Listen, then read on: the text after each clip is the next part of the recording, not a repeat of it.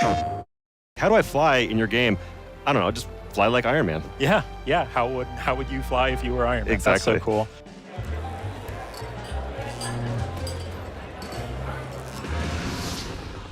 Hey everybody, welcome back. Justin here. I am joined by Ryan Payton and Ryan Darcy from Camouflage, and we're taking a look today at Marvel's Iron Man VR. Ryans, thank you for joining. Yes, not confusing at all. Not at all. Two Ryans. I will. Can we get like a counter in the corner of the screen to track how many times we get mixed up and the wrong Ryan answers a question or something? So yeah, I'm not gonna get too into like specific questions and everything up front. I think I want to start by just taking off here. Let's get into this. Let's become Iron Man here, and maybe either Ryan, if you can just kind of talk us through what we're seeing, what we're experiencing, and what players can experience for themselves when they download this demo. Yeah. So at the very beginning of the demo, you're actually getting the very beginning of the full game here, which is where players learn how to fly. Nice. They're Tony Stark. They're in their new Impulse armor suit, and yeah, we've been working a lot on this tutorial, but here we go. Ryan Darcy, let's take off. Okay. Mark III test. How cool was that? Oh, Starting with maneuvering thrusters. Hands by my sides. Palms back. So he's kind of talking you through how to fly as Iron Man, because it's not as simple as just pressing a button or just like instantly levitating. You have to be Iron Man. You have to use these repulsors, these hand-mounted repulsors, to kind of control your flight. Exactly. Yeah. Coming from the PlayStation Move controllers, you hold them in your hands. You pull the triggers back, and the thrusters are coming out of your palms, just like Iron Man, right? So that's what we typically tell people when they ask, like, how do I fly in your game? I don't know, just fly like Iron Man. Yeah, yeah. How would you fly if you were Iron Man? Exactly. That's so cool. Oh man, how is that immediately when you were starting to begin work on this game? Is that immediately like, well, that's how flight's going to work, or were there other options, or were there other flight schemes that you looked at before? When we started this game over 3 years ago with Troy Johnson, the lead engineer on the game, he on the gameplay side, that was the first thing he tried. He's like, hey, if we're gonna go pitch Marvel and do an Iron Man VR game, it would make sense for the thrusters to come out of your palms. Let's just go try it.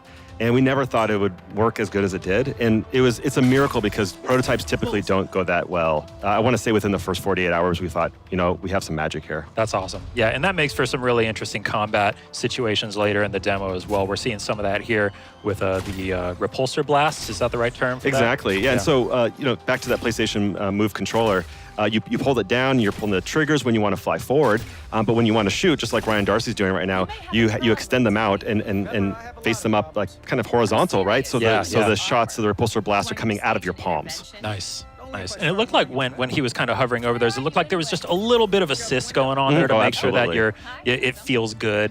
Oh, right? yeah, we're cheating all over the place here. Yeah, it looks all really natural, but yeah, under the hood, lots of different aim assists, flight assists, these invisible bumpers, all these areas and amazing tech that the team built to make sure that it's as comfortable as possible while you're being Iron Man. I feel like that's kind of that's a motif that we've seen in a lot of VR games up until now, is the idea of developers finding transparent ways to help the player so that it doesn't feel like they're getting help, but it just makes the experience feel more comfortable, more natural. Absolutely. And one of the things that we knew we wanted to go out with this game was we want to spend a lot of time making sure that it didn't feel experimental. We wanted, because we know that people love like the smaller VR experiences, trying out little things.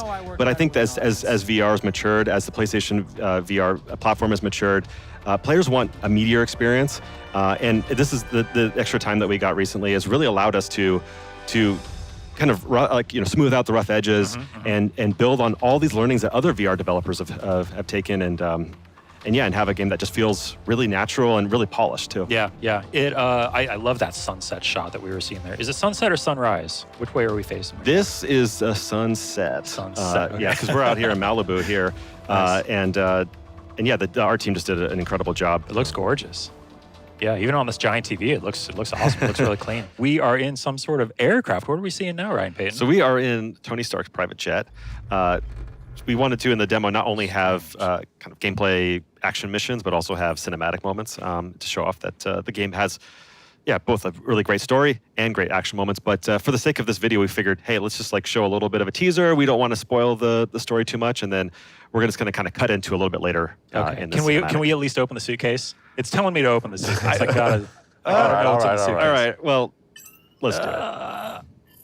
Okay, and then we'll. Okay. Oh, nice little Well, we tease got to there. show a little bit of it, right? Okay, maybe a little bit. All right, there we go. Who knew there was an Iron Man suit in there? That's so cool. Okay, let's skip ahead a little bit. All right, so it looks like things got a little bit worse for Tony. Since Yeah. What's that? The meme that escalated quickly? Yeah. Things have definitely Yes, escalated it has. rather quickly here. And so, yeah, Tony is free falling out of his damaged private jet without his suit. That's not good. But what is like more Iron Man than falling out of this out of airplane, having to suit up in midair? Yes. And I love it. We took like the big inspiration from the films, obviously, but also back to like the Demon in a Bottle comic book series back in the late '60s. That really is just like the most Iron Man thing. Like, let me relive that sweet scene where Yep. the suit comes to him. We knew we had to do, especially in VR. It just has this really great feeling, Yeah. and also a terrifying feeling as you're as you're going closer to the ground. Yeah. How you feeling, Ryan Darcy? I'm all right. I think I'm going to be safe. You good? Okay. He's played this once or twice. Yeah. All right.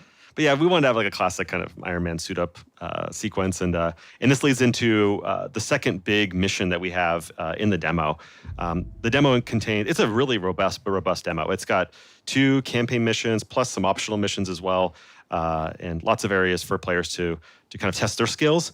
But this mission we're about to jump into is one of the more set piece types of missions. Oh, nice. It's less about kind of flying around wherever you want to fly, and more about kind of like this kind of epic set piece as you're trying to rescue this jet that Pepper Potts is on that just got attacked by our main villain in the game. Yeah. Seems pretty important. Yeah, it's very important. Yeah, we can't let Pepper, fall at the hands Can't of let one bad of our things big, happen yeah, to one of- Sweet one of our Pepper. big villains. All right, so Tony's back in business. He's got his suit equipped or his armor equipped, and then Got a plane to catch. How fast can you cover 1,500 meters? We'll see about that. This fast. This fast. Can you hear Oh, that's cool. Just flying straight through the title. I love it. yeah, that was one of the things we learned through VR development is that 2D UI just kind of printed on the screen is less exciting than having it in the world. Yeah. And we've actually been taking a lot of that kind of detail that we initially put into the HUD and are starting to put in the world. Like you see the scanning, for example. Yeah. It's easier for players, and it feels a lot more immersive as well. Yeah, HUD is really interesting. It seems like an interesting thing to address in specifically this game, because in the world of Iron Man, he is constantly surrounded by that HUD at all times. So how did you like see that as just an easy excuse to like, well, okay, well, obviously we can just put HUD stuff on the screen because it's Iron Man? Or It's interesting because at the beginning of development, our instinctual move was to just add all this extraneous detail in the HUD, because Yeah. that's what you kind of see in the films and in the comics, right? But we found that when you actually play in VR, it's closer to what it's like in real life, and that your eyes look at different planes, and it's actually really difficult to read a lot of meters and numbers on the sides of your periphery. Yeah. So that's why we've been moving a lot more things into the actual game space. That being said, though, it does feel cool to have all these things in your periphery, Yeah. even if you're not necessarily looking at them all the time. yeah, So here we're finally introducing the player to one of our early and easier enemies. This is where players are starting to learn how to fly and shoot, which is really core to our game and really unique to our game too. And that's why it's taken us so long to, I think, really nail the core mechanics and introducing the core mechanics, because there's not a lot of games out there where it allows you to fly at 250 miles an hour and Yeah. shoot repulsors out of your palms, right? just back to the UI and the HUD for 1 second. Sure. I love that you've got some of the parallax stuff going on with it, so that it gives it more of that 3D feel. I can only imagine we're just looking at a 2D output Right. of the game right now, but I can only imagine in the headset that must look much cooler. Absolutely, yeah. It's one of those challenges of showing off the game on a 2D presentation, Yeah. right? Where the game just looks and feels so much better and more immersive when you're in the PlayStation VR headset. That's true of any VR game. Absolutely. Like anytime you try to show off a VR game, it's like, no, but trust me, everybody, it's way cooler once you're inside the headset. Yeah, and it's absolutely true, So right here we have just like one other kind of wave of enemies. But one of the things that I think is good to point out is that working with Marvel, one of the things they helped us understand midway through development, with the cool rocket punch, So Ryan cool. Darcy, is that being about what's like to be an Iron Man and being a superhero isn't just about just punching and shooting your way through problems. It's about also doing heroic things. So Yeah. midway through development, we actually added a number of elements to this mission, for example. Like you saw a little bit earlier where Ryan Darcy was putting out the fire through fire suppressants that are coming out of his repulsors.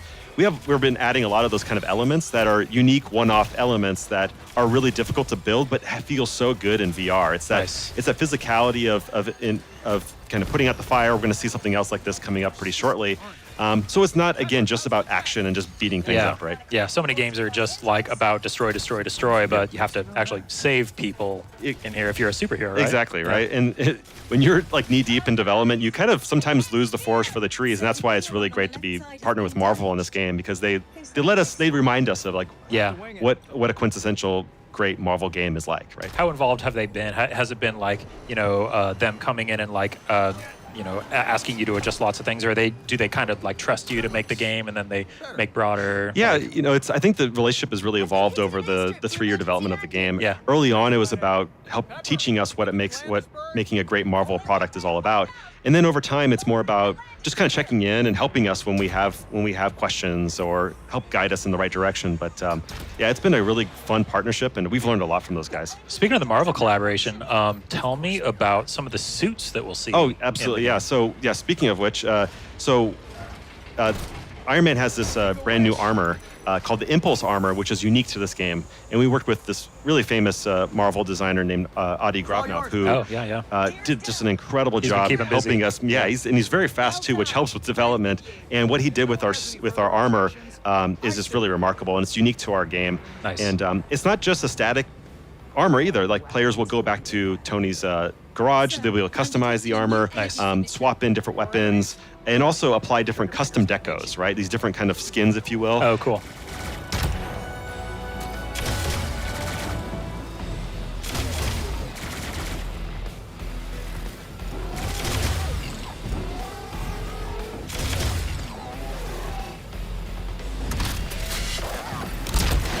Oh, so you're alluding to like unlocking them like by way of in-game challenges? There's various ways to unlock the custom decos, as well as the different augments and weapons that you can apply to your Impulse armor as well. Sweet. And here what we're seeing is the Skull. It's one of a little bit harder enemies that have shields, and requires players to learn how to not only fly and shoot, but also dodge when they're coming in at you. Oh, yeah. Like, for example, right there. Nice, right? Oh, that was a nice like side boost. Yeah, exactly. That was cool. Oh, nice. Do that rocket punch to open them up. Yeah, it just feels really great. Yeah, that's awesome. Boom. Oh, it doesn't get old. Nice. Ryan Darcy, is that rocket punch getting old for you yet? Oh, no, I love it every single time. That's great. You have something good when one of our QA testers tells me I could rocket punch all day, and he literally does do that all day. So. Oh, it's amazing. Anyway, you paying him for that? Yeah, of course we're paying. He just sits there. Yeah, shout outs to Matt Monroe, who's been doing a great job testing the game. But here, so we've got a little bit of trouble here. Another enemy that we're introducing here, named the Revenant, is putting Pepper in even greater peril here. So Tony's been hacked out of his suit for momentarily. Friday helps him get back online, and now it's up to this kind of epic conclusion to this mission as Tony has to boost his way down to this jet that's facing imminent danger. I think Ryan's got this. I don't know. There's a lot of debris in the way. There is. Pepper's counting on you. Oh man, something like clanged against the armor there. And thankfully, we've got Pepper, we've got Friday here to assist. Yeah. And that's one of the fun things about working on this game as well, is that we get to integrate a lot of really famous and fun Marvel characters. Yeah. In addition to like Nick Fury, we've shown off Ghost, and we've got a couple other characters that we haven't yet revealed. Ooh, secrets. Yes. Can't wait to learn more. Can he do it? There she is.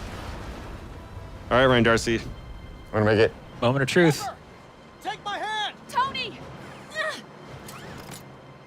Nice. Yeah. Nice. Pepper saved. Nice job. Whew. Action-packed.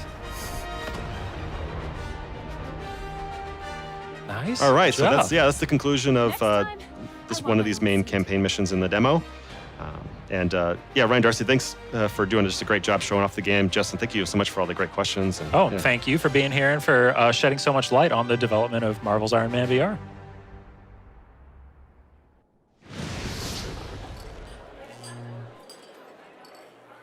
PlayStation